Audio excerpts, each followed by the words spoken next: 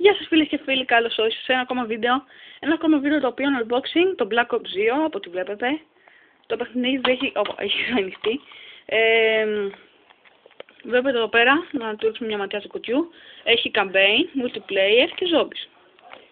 Εδώ πέρα έχει μια μπάρα το οποίο μας λέει το multiplayer τι έχει και αυτά. Τα ξέρω, θα συνηθισμένα, VCS και τα λοιπά, όλα αυτά. Λοιπόν, ανοίγουμε. Θα ήθελα λίγο πιο ψηλό την κάμερα και λίγο πιο κοντά σου. Πιο ψηλό την κάμερα, λέω. Εκεί, λοιπόν.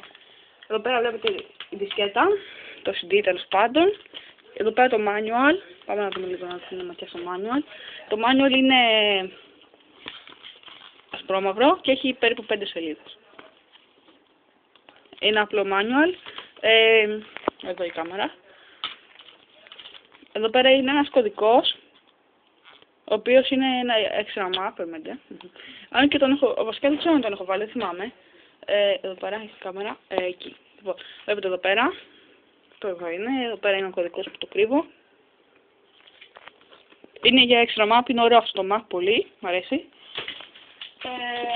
Αυτό ήταν το unboxing, βλέπετε εδώ πέρα η δισκέτα. Δεν έχει τίποτα άλλο. Λοιπόν, άμα θέλετε, πηγαίνετε εδώ πέρα, εδώ, και πατήστε αυτό εδώ το όνομα.